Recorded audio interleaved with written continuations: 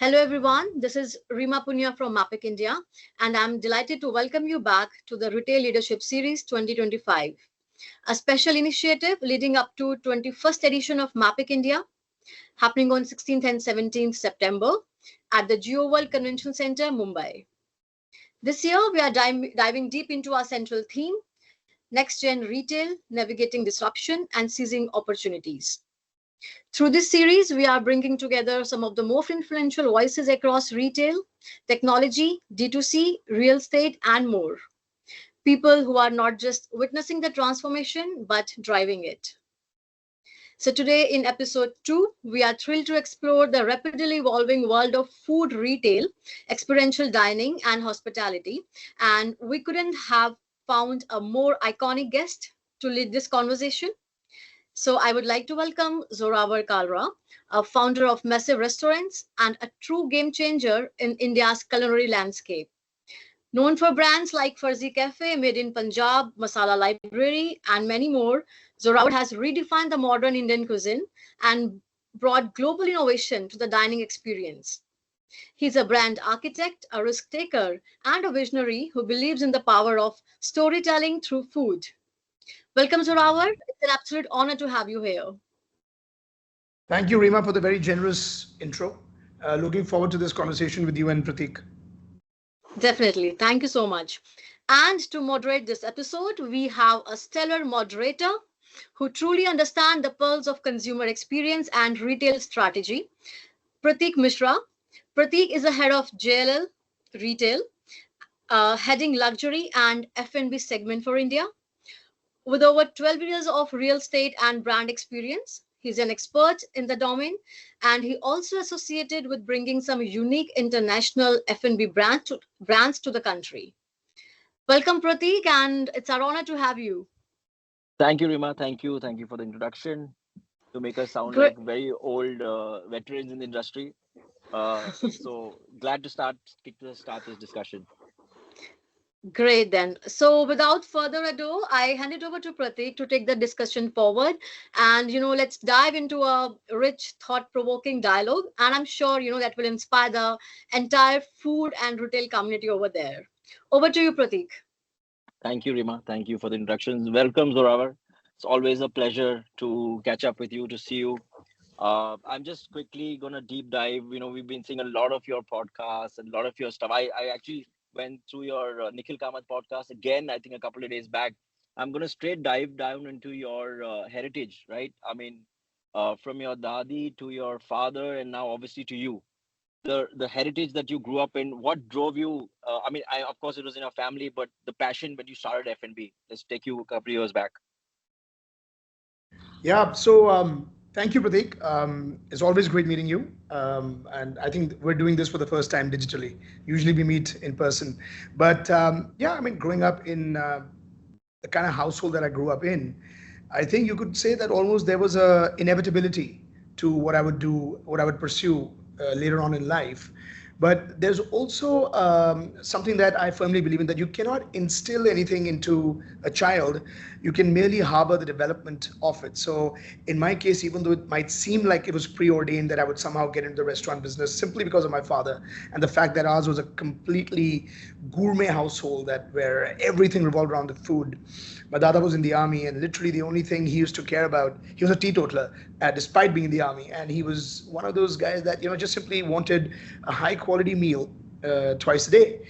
And our meals were fairly elaborate affairs. They had desserts and they had appetizers. Literally, my house used to run like how you would probably eat in a Michelin restaurant. And this is when I was growing up. This is like I'm talking about when I was in single digits. So food was a central theme to a household, as it is in many Punjabi households.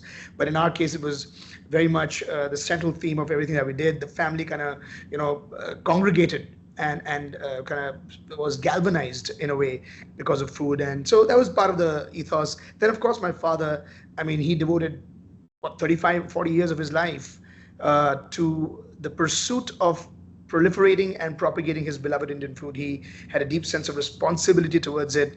He loved it dearly. He wrote many, many books. He was India's first, perhaps, real important historian whose job was not just to come up with great restaurant concept that he did over the years, but to actually document and record the culinary treasure that this country has developed over millennia, not even centuries, over millennia.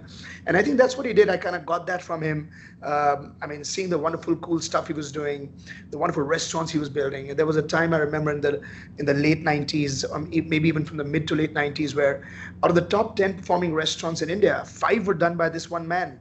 And I saw what he was doing. I saw the Bukharas and the Dampokes and the great kebab factories and these great concepts that he was working on, or rather he had worked on for quite some time actually by that time. And I was in awe. The only thing was, I always wondered, being the natural, I guess I'm just a natural entrepreneur, that why don't we own these brands? These are brands that are owned by hotels that he used to consult with. And he was a freelancing consultant that used to build these great concepts. He was an ideas millionaire.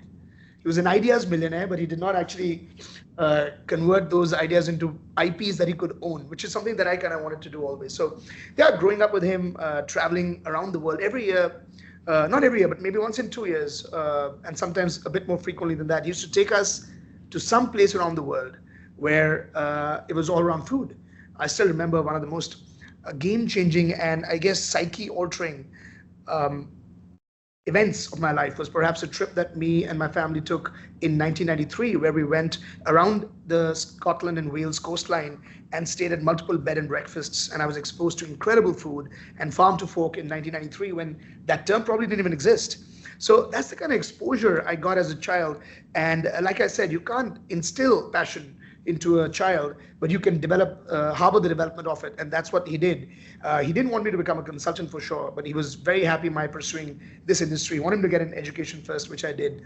And I think it was, like I said, it was probably written in stone.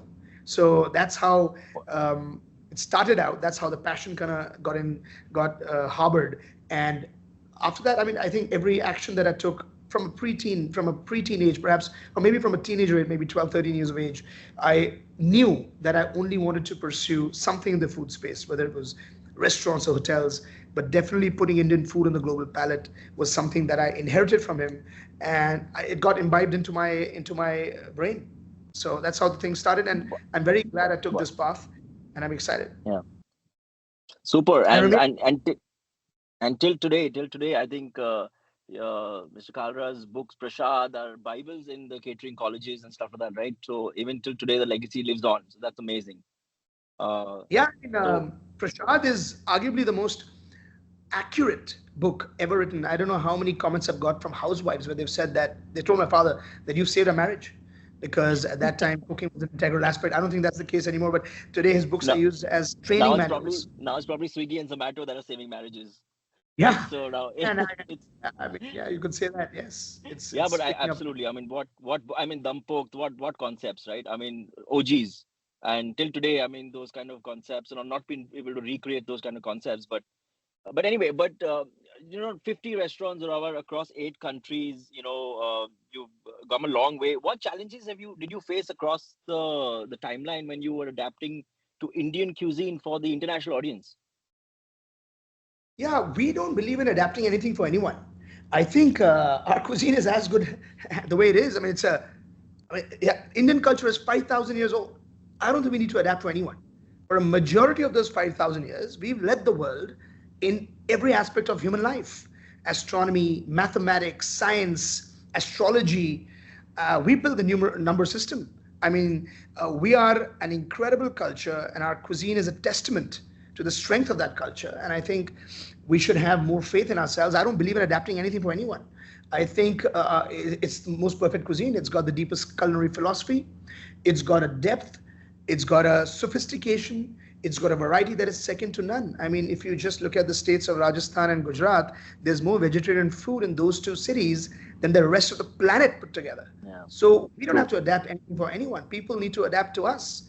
If adaptation means changing your taste buds to adapt to bigger, bolder, more complex flavors, then yes, by all means, the world should adapt to our food. And I firmly believe that. That's what my father believed in. I don't believe in reducing masalas or flavors or reducing the boldness of my cuisine just because the Western palate is not used to those flavors or that complexity of texture and combination of masalas. I think we, in fact, need to educate the world.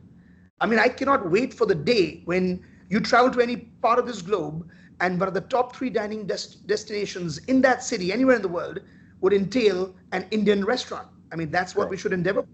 The best way to export your culture is through your food. There's no better way.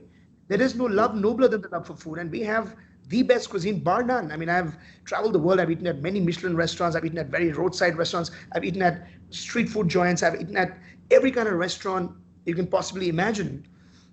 And I keep coming back to the fact that I genuinely don't think anything can light a candle in front of our beautiful cuisine. And I think we owe it to ourselves and our ancestors and our culture and our race in a way to propagate that. So I think that's what I don't believe in adjusting food. I definitely believe in modernizing it. A lot of my brands are around modern food. I also have traditional Indian brands like Made in Punjab, but a lot of my brands like Masala Library and Farzi Café tend to be modern in nature, but they always are about authentic flavors and paying homage to our beautiful Indian food. So if you're eating a chicken tikka masala, it might be coming in a beautiful, telephone London booth, giving homage to the city of origin, which is technically Glasgow.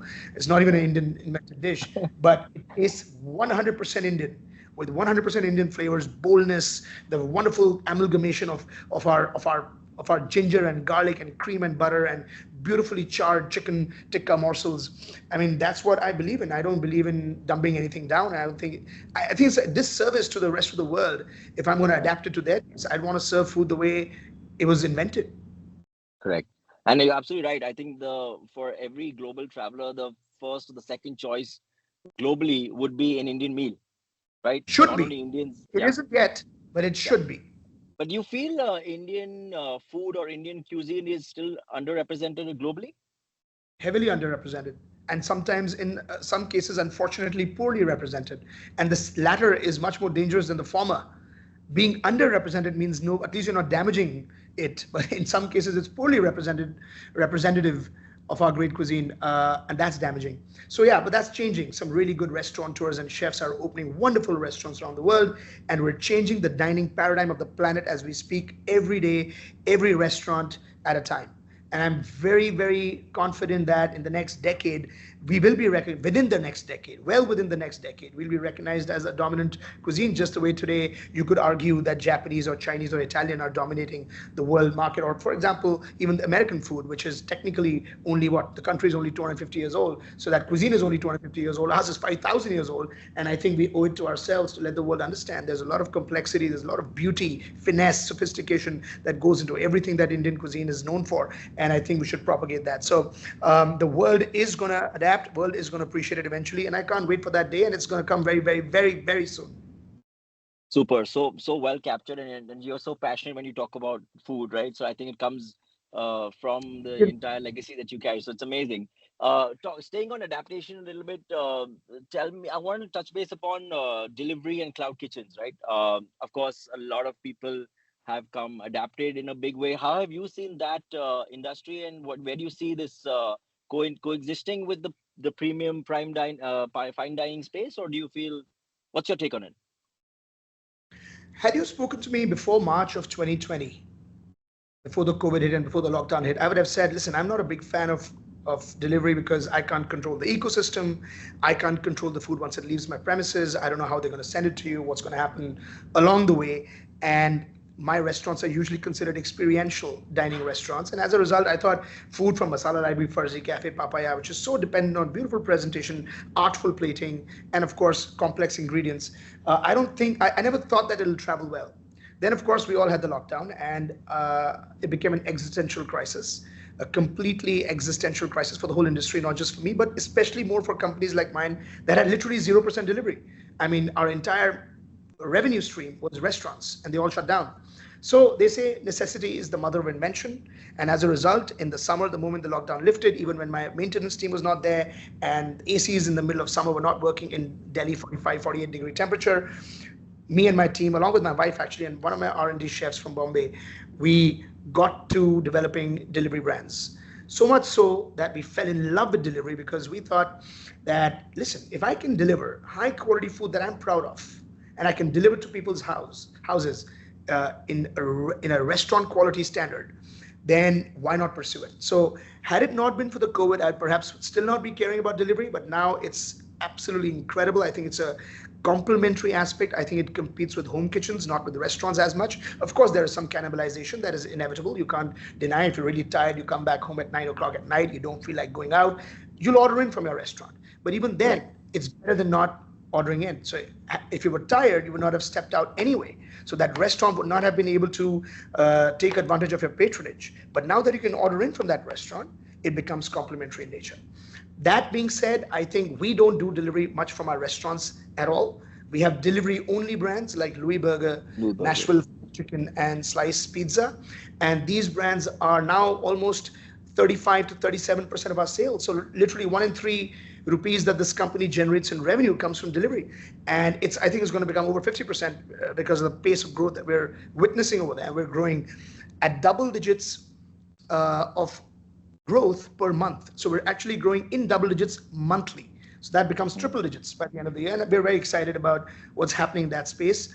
And that's a perfect example where, something that we did not believe in has now suddenly become like an important vertical for us, and almost like a lifeline, like a silver lining of the COVID, for us at least, was this mental change and this deviation from our preconceived notions, which perhaps were based on biases that have been calibrated to now not only absorb and accept, but embrace the world of delivery. So we are deeply in love with delivery now. I love it. I think it's a great ecosystem. We're still a very small percentage of what perhaps China or the US or even parts of Europe do in terms of delivery per a number of orders per day. It's going to burgeon hugely. The compounded annual growth rate is actually going to surpass that of dine-in restaurants. But in no way, shape, or form are restaurants are ever going to be replaced by anything. You have to understand that restaurants, bars, and places of social congregation are the final bastion of hope for human offline social engagement, especially in this extremely virtual world that we find ourselves diving deeper into. They will always remain, not just now, 10,000 years from now, humans will always congregate at restaurants and bars and clubs. There's no way around it. Humans are social animals. We love meeting other people, and you can't keep many people at home. You want to go out. You want to try out beautiful restaurants, serve fresh food the way it was meant to be served. Go and meet people. If you're a single person, where are you going to meet perhaps your future wife? You can only go to a restaurant or a bar or a club. So I think that's never going to change.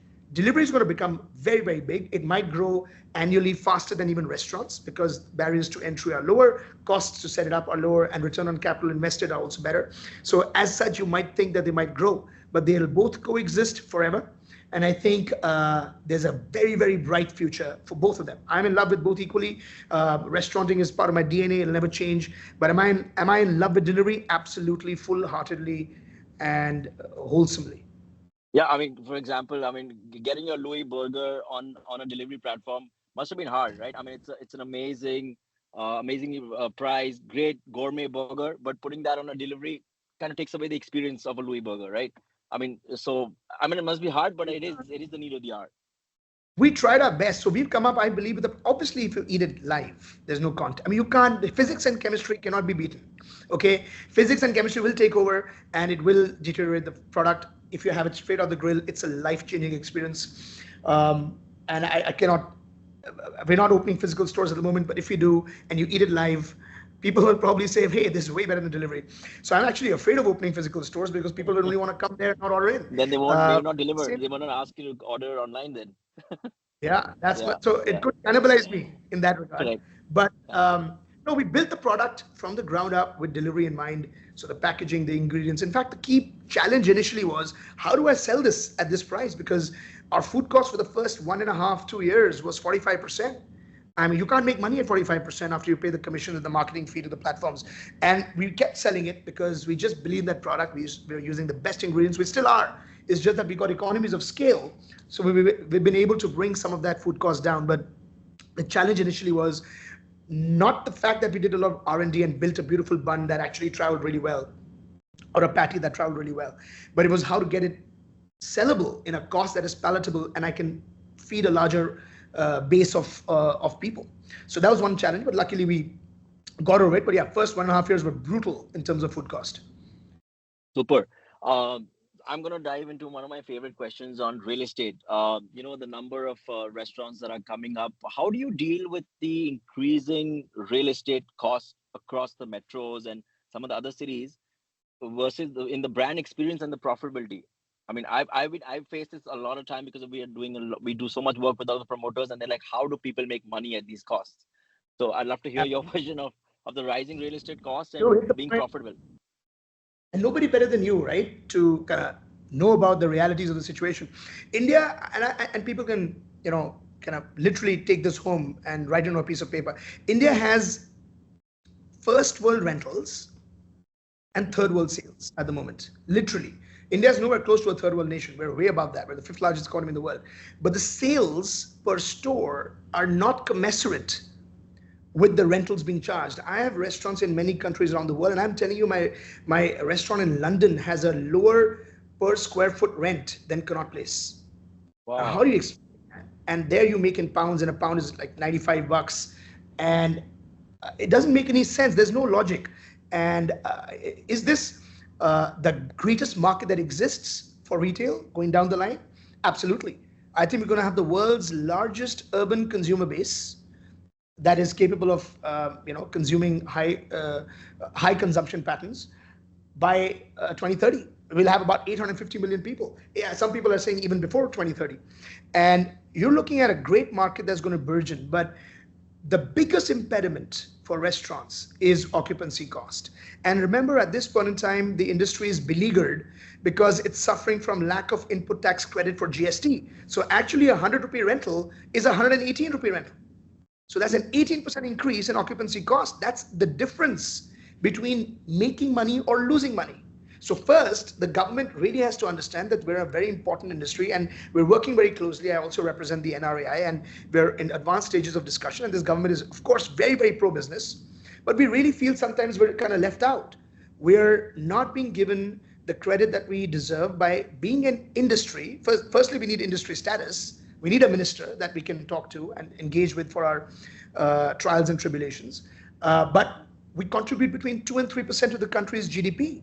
We're the second largest employer of human capital in India after agriculture, millions of people. And keeping all of this in mind, and the fact that we're a high employment generating industry, I feel it's unfair for us to be singled out and not be given input tax credit. So our humble submission to the government is to please listen to this. This is literally the difference between survival and survival, not even making huge profits, just surviving or dying. That's the difference. It's that serious. And if they reimburse this, it's anyway the highest failure rate industry in the world. Yeah, 9 out of 10 restaurants shut down within the first 12 to 14 months, and that's a very big number. So I think we need this support. We need industry status. We need GST input tax credit, and we need landlords to please understand that you have to be reasonable when you charge rents. Go ahead with the revenue share. When we are making money, nobody has a problem in sharing the bounty, sharing the rewards, but you can't have minimum guarantees that are so high that they are debilitating. I mean, the reason for shutdown for most of the restaurants around the world is actually occupancy cost. But at least there you're getting rentals that are commensurate with the sales you may get. Here, we're not even getting that. So from that perspective, I feel it's kind of, there's a lack of calibration there. The sales and the rents are not in sync, and that's dangerous. And that could spell a demise of an entire industry and loss of livelihood and destruction of human life at a very large scale. No, so you're so right, and so aptly put, because we've been dealing with international concepts and operators that are from all over the globe that are looking to enter India, and when they see the revenue potential versus the rent, when they say it's $1 million store or $1 million revenue, it's saying that's nothing. It's like then they compare the rents. There's a huge gap. There's a huge gap. Obviously, like you capture it so well into absolute mismatch. But is the opportunity there? Yes, of course, right? Is the opportunity there?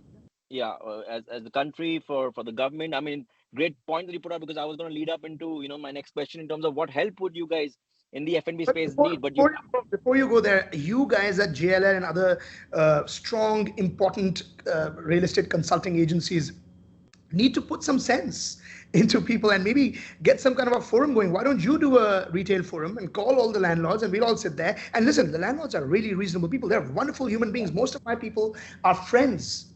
Like I don't want to single out individual agencies, but there are really large companies, Phoenix, DLF, Nexus. These are really powerful companies that have real good people leading them, and I'm sure they're all listening, and I'm sure they're trying their best, but they also have their own concerns. But at this point in time, I think there is a mismatch. There has to be more of a logic and rationality to the rents being charged. You can't have Manhattan level rentals in Gurgaon.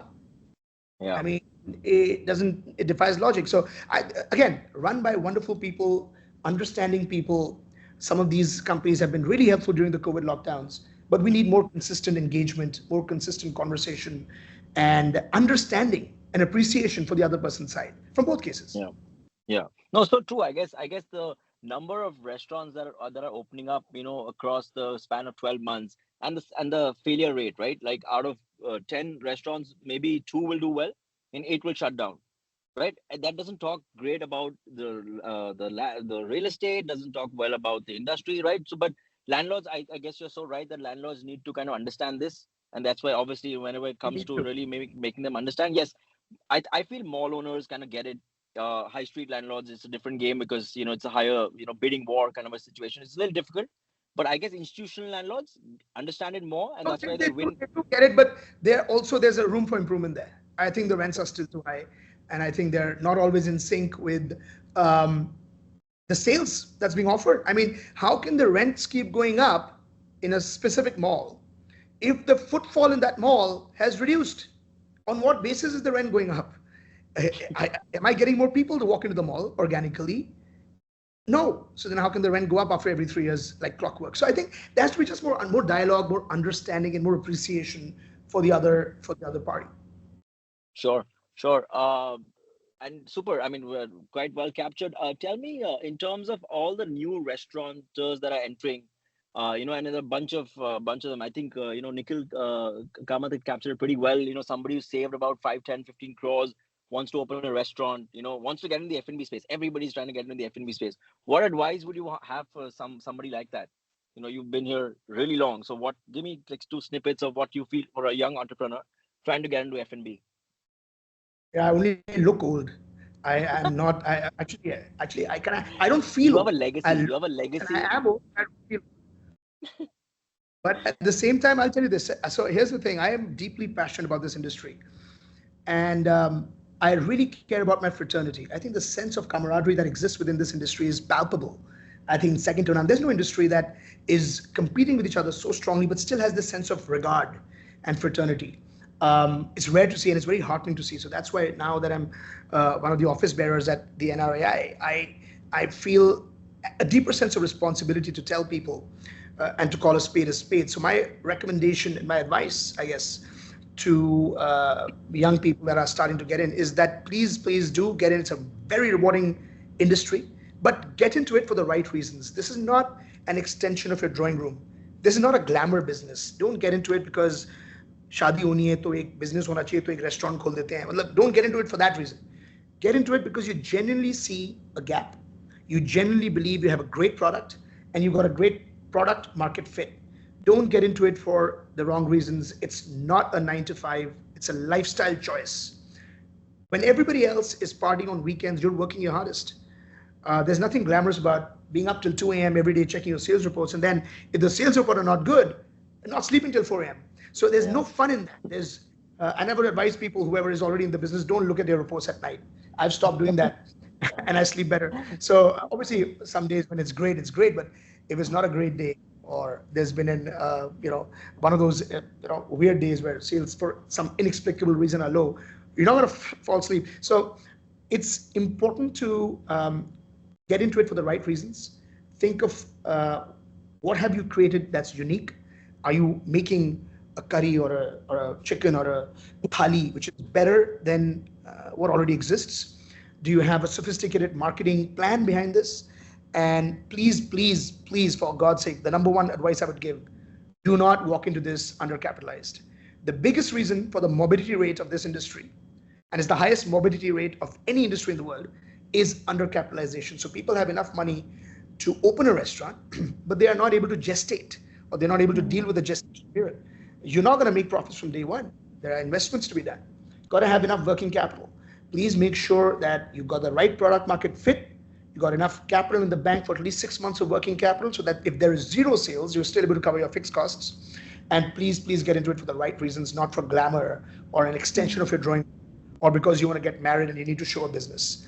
I mean, don't do it for those reasons. I've got all three of these. I've got umpteen examples, live examples. Yeah, I was just playing them out in my head right now as we speak. Yeah, So so right about that. Yeah. Again, I don't want to be a naysayer. I love this industry. This is the only thing I've ever done. This is the only thing I've ever wanted to do. And I don't think I'll be good at anything else either. But please get into it for the right reasons. It's the most rewarding industry. It's the business of giving happiness. We're in the business of providing happiness. Life's greatest moments are celebrated at restaurants and bars. It's a huge responsibility. People meet their future wives. People celebrate their parents' golden jubilee at our restaurants. It is, like I said, the final bastion of hope for human offline social engagement. So it's a responsibility-laden job. Get into it for the right reasons, and it'll reward you incessantly. Super. I'm going to take my last question to you. In terms of the next trend for F&B, we've seen waves of experiential dining, vegan concepts, cafe, Instagram-friendly spaces. What's the next trend to really look out for in the F&B space? One thing I'm pretty happy about, I'd like to pat myself on the back, is that I've been asked this question for the past many years, and every year at the end of the year I give these answers, and I'm right quite often. My hit rate is, I think I'll say over 60-70%, 60% at least. I'm 60% good at predicting these trends. But right now for this year, I think micro restaurants and micro and hyper local regional cuisine restaurants is going to be the trend. When I say micro restaurants, smaller restaurants, 10, 12, 20 seats, 25 seats, very high quality, chef-driven concepts that focus on ingredients, that focus on a smaller set of people, but giving them an incredible dining experience. I think that's going to be the trend for this year. They are easier to run. They cost less to make. You can really put your passion on a plate in these kind of places. I have many restaurants that are smaller in size, but I have many that are very, very large. And no matter how well oiled the machine is, how well trained the team is, when there are 100 people sitting in a restaurant, the quality of food is going to slightly get compromised. I mean, there's simply no other way around it. When there are 25 KOTs on that KOT rail or on the screen, the chef is going to speed up some things. And what you can perhaps deliver in a 20-seater restaurant, it's hard to deliver. And it's not, I'm not saying it's impossible. You can do it through great planning, great kitchen management, and great kitchen layouts, but it is harder. And I genuinely think that because of the cost of opening a restaurant that's going up every year, and the fact that the rentals are high, and the ITC and the lack of the ITC on the rental is debilitating, you're going to see smaller restaurants. And the second thing I would say is going to be a trend that actually I've been saying for many years now is hyper-local Indian cuisine. There is such a wealth of great regional foods that we don't even know about. I mean, just to think about it, just Kashmiri food, if you look at Kashmiri food, it's so woefully underrepresented in this country. Kolhapuri food, Rampur ka khana, there are so many Bohri food. I mean, there are so many wonderful regional foods of India that people don't even know. And I think people I think restaurateurs will open those restaurants. I mean, look at the Sindhi community. It's one of the most successful business communities in this country. And I have so many of my friends and colleagues that are from that region. And there's not one Sindhi restaurant. And they're some of the best business people in the world.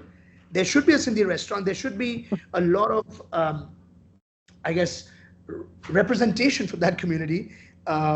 And not just theirs. I mean, just so much wealth of treasure troves of wonderful food. So I think regional food, hyper-regional food is also going to be a trend this year. And I can't wait to try a really good dal pakwan in a Sindhi restaurant owned by a friend who's producing that incredible Sindhi curry and the dal. I just can't, I'm salivating at the thought of it. I really want to see that. I want to see all parts of my beautiful country represented in restaurants in all parts of the country. I mean, literally in Delhi, Bombay, Bangalore, Hyderabad, Chennai, Pune. Why would you not think that there's not a market for this? So I think you're going to see that. Super. I think you've given enough food for thought for a lot of young entrepreneurs who are going to be seeing this as the next opportunity to kind of look into the F&B space, and hopefully by the end of the year when we do meet, you're going to see a couple of more hyper local restaurants opening up. So superb, Zorawar. Thank you so much. Always pleasure chatting up with you, and I look forward to seeing you very soon.